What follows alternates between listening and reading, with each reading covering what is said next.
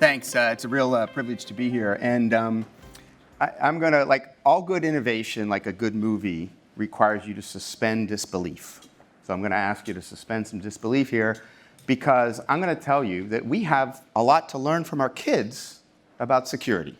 And you may say, you are freaking crazy, Steve. My kid gives away his password. He shares everything. Like, what do you mean? Well, hopefully by the end of this talk, you'll have a little insight into why we think we have some things to learn from our kids about security and what that is. And, you know, of course, we've heard about it today. We all know the history of breaches that have occurred over time, right? But I'm actually with Serge's point that we're getting better at this. A lot of this actually represents the value that's at stake, right? How many more people want to have breaches and how much more information is out there and at risk.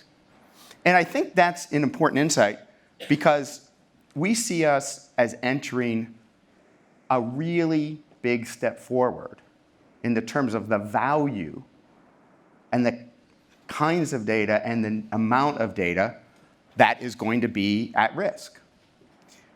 Because the future is absolutely going to be connected and smart, right? This idea of the Internet of Things, drones, delivery robots, autonomous vehicles, robotics, a world of connected devices, right? So the value that is out there that people will be in pursuit of is significantly different.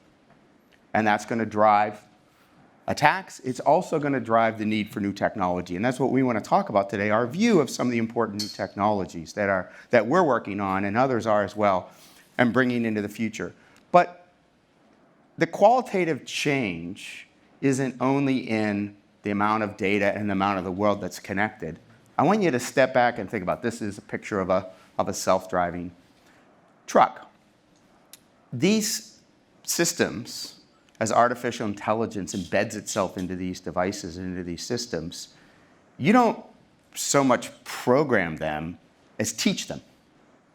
They learn behaviors. They learn how to recognize unsafe and safe things in the world, right? They have autonomy. They're making decisions on their own. And so one of the things as we think about cybersecurity in this world where systems are not static, right, but are actually changing their behavior in response to the world around them, that they literally learn and they show autonomy, is that one of the threats isn't only, we have this, and again, we've heard a lot about today, attackers and defenders. Well, an autonomous vehicle poses a threat to the rest of the world through decisions and things that it learns. So there's an aspect of security is how do we actually build in safe and secure behaviors into these systems and devices. And of course, as those systems learn and grow, not only the behaviors they can cause harm with, right, but changing themselves to be more vulnerable, in fact, to outside threats. Because again, one of the value propositions of this type of intelligence, particularly when we look at whole systems like the energy grid or traffic distribution, is that they are self-reconfiguring. So now we have a system that is learning and changing its behavior. It's actually changing the physical elements that are in control and in operation and how they work together. So how do systems that are that dynamic and self-changing and learning, how do we build into them the capability to do that in a way that keeps us secure from the system's behavior and allows it to meet the intended function, and simultaneously, of course, secure from outside threat. So that's the challenge, that's the opportunity. And our view is that as these changes come online over the next decade or so, we actually need to be thinking differently about how to think about security. How do you design it? What are the technologies that we need to enable us to succeed in that world?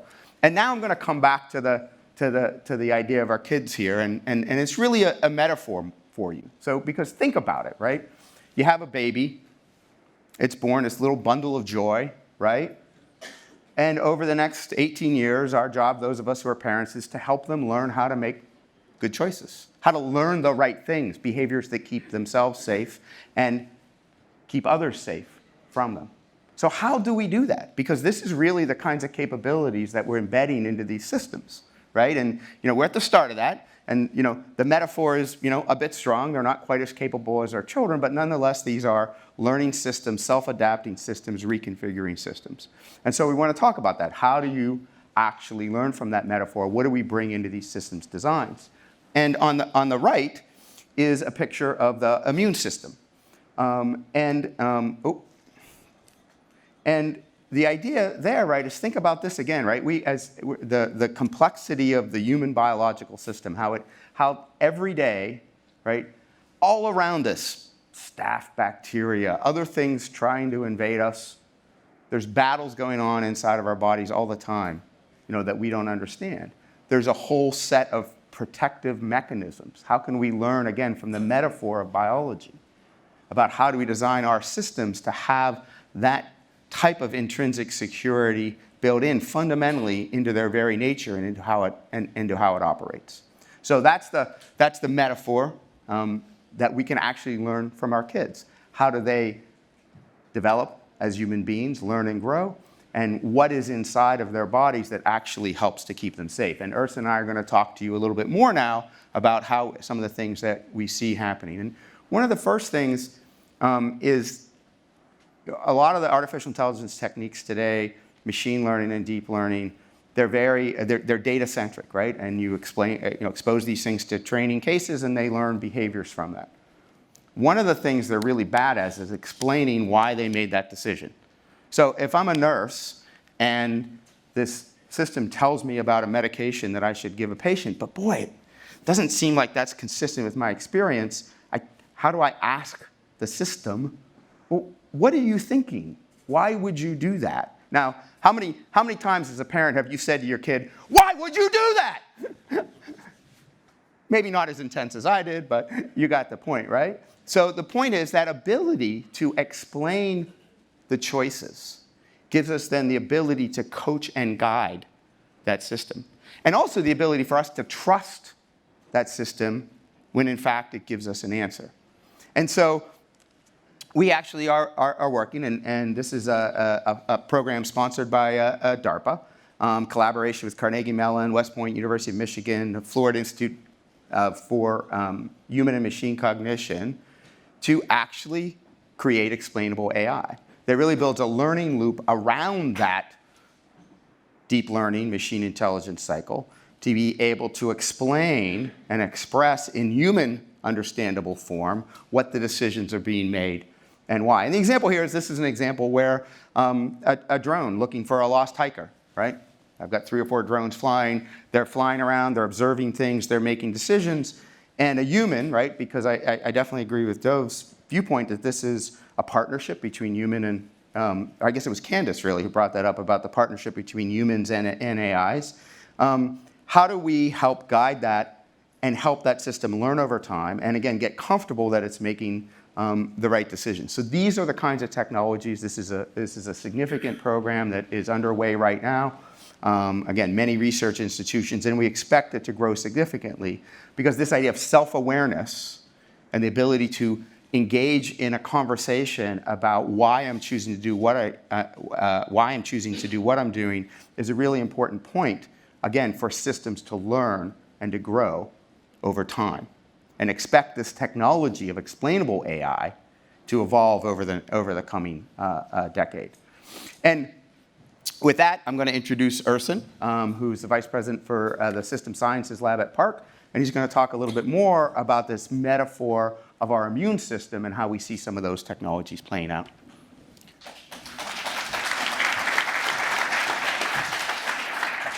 Thank you very much, Steve. So I'll first add 2 bits of encryption on my speech with my accent. So machines cannot transcribe it, but you'll decode it fine. It's hilarious, you should see some of those transcriptions that are made by machines when I leave a voicemail to someone. So I'm not going there. So multi-layer intrinsic security. So let's talk about it because it's really important, right? So you saw those trucks, and think about that. They're driving in school zones, in nearby chemical plants, on bridges, and also just remember, in the last few months, those trucks driven by terrorists, are diving into crowds. So we are really,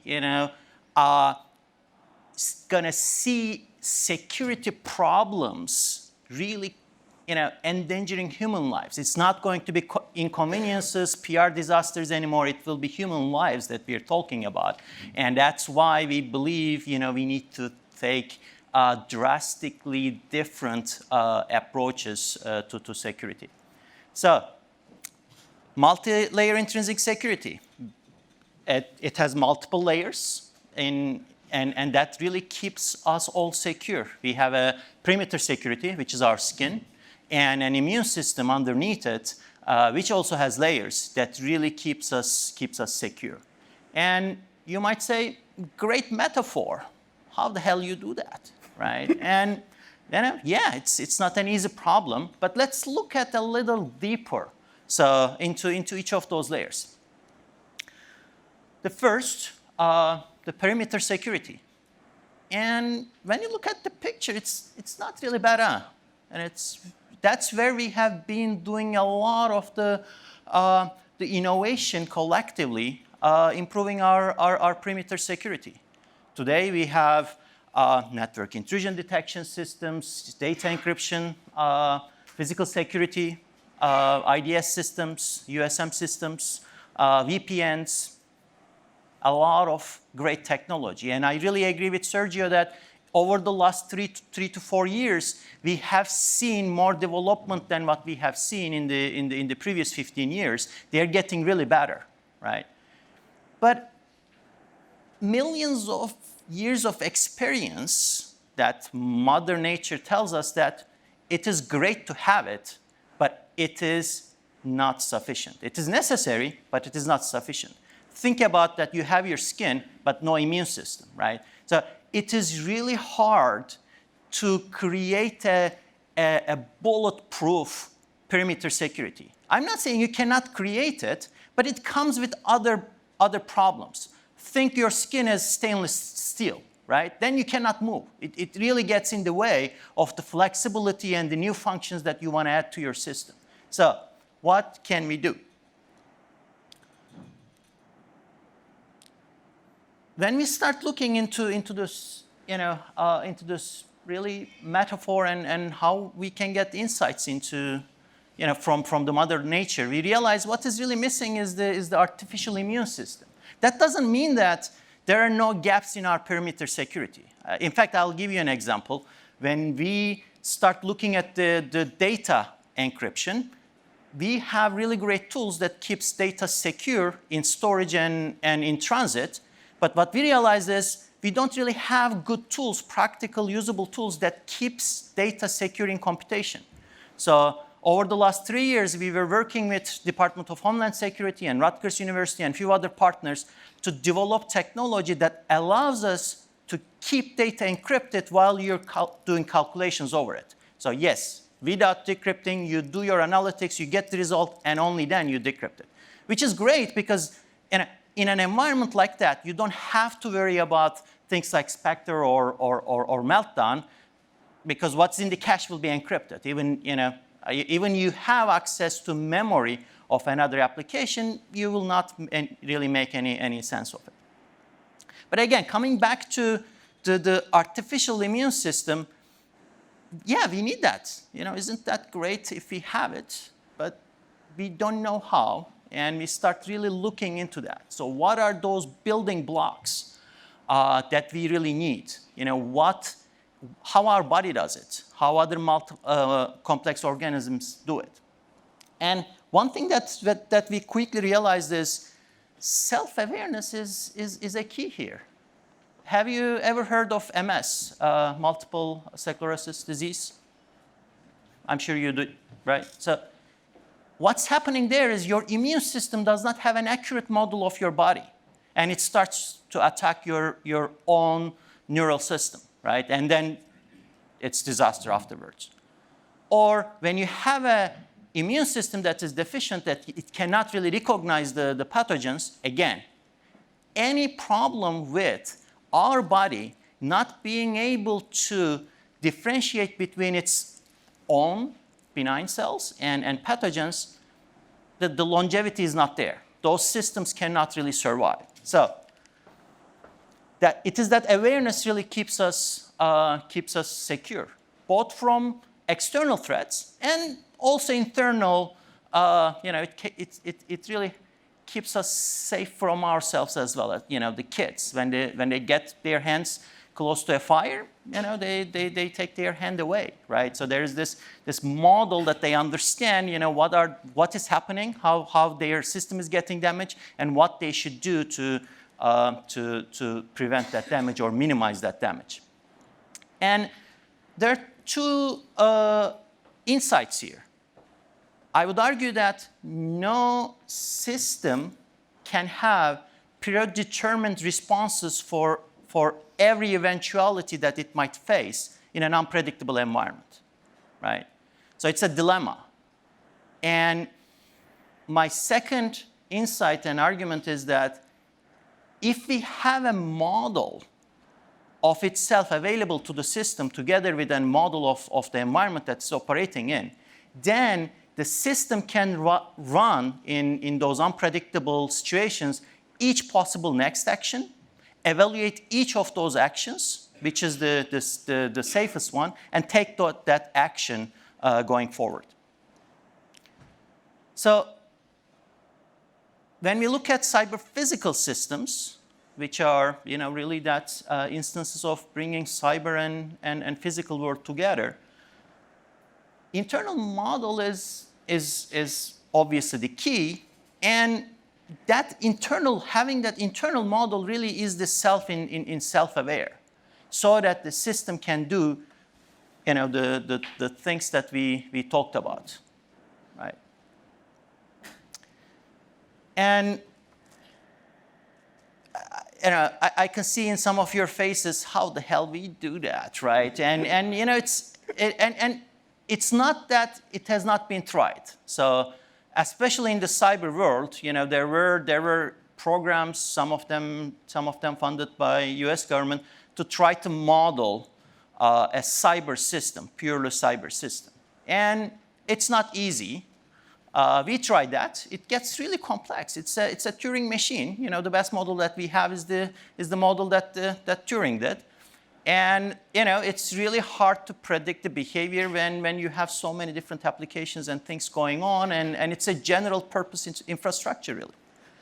So, well, I might have some good news. Yes, those autonomous cyber-physical systems bring new dangers, and it can get scary. But from modeling point of view, they're a lot easier to model than the cyber systems. Because, first of all, they have more limited intended functionality from design. Trucks, they don't have an intended functionality of flying, right, during the design time. And the second, more important, is they have a physical instance in the world that has to obey the rules that we all know, physics, chemistry, the first principle rules. And that really makes it easier to model those systems. In fact, modeling has been around for some time, and at Xerox and PARC, we have been using modeling for especially diagnosis and prognosis purposes. The prototype that you see up there has multiple engine, printer prototype that can recover from any really problem unless all the engines goes bad. Basically, if it sees a problem, if a paper is stuck, if toner is out in one of those engines, it basically reroutes the jobs, and it can do it in real time, right? And it's not only lab prototypes. Actually, our iGen machines now, when you add a new module, it understands what that module does, and it self-reconfigures to accommodate that functionality, and it can do it on limited problem detection cases as well. And at PARC, we have been doing that for a lot more systems, including military vehicles, including manufacturing equipment, and even self-reorganizing, self-configuring robots, like on the right bottom. And that metaphor, that insight, really gave us the courage that we needed. Now it's time to use those models for intrinsic security. So we are currently working on many aspects of making an artificially immune system real using the models of the system available to its subsystems, right? So take the UAV in the example, the second picture. There was a picture over there. I don't know. We might get hacked. I don't know where that went. So any of you remember the incident with Iran about 2 years ago? So a US drone was fed fake GPS data, and it basically crash landed in Iran so that they could investigate the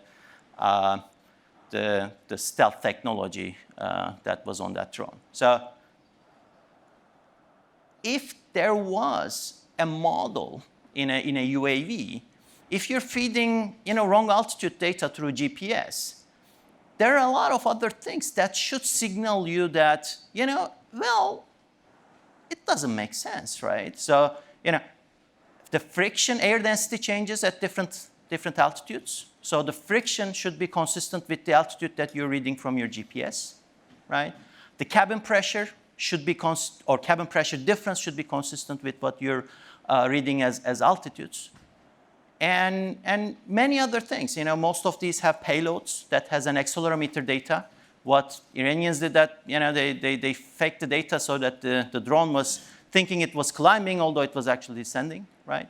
So, and that lack of model that puts all that picture together was missing. And that's why it was easy to carry out that attack. And, or think about all those things in the picture. That is what your fleet will look like in 10 years, maybe even sooner. You'll have all those systems working together and configured, hopefully, for the overall best system security to accomplish your mission and serve your customers. Without having models that connect those configuration parameters to their functionality or the configurations across those systems, I would argue that it's almost impossible to make the right trade-offs at the system or system of systems level, right?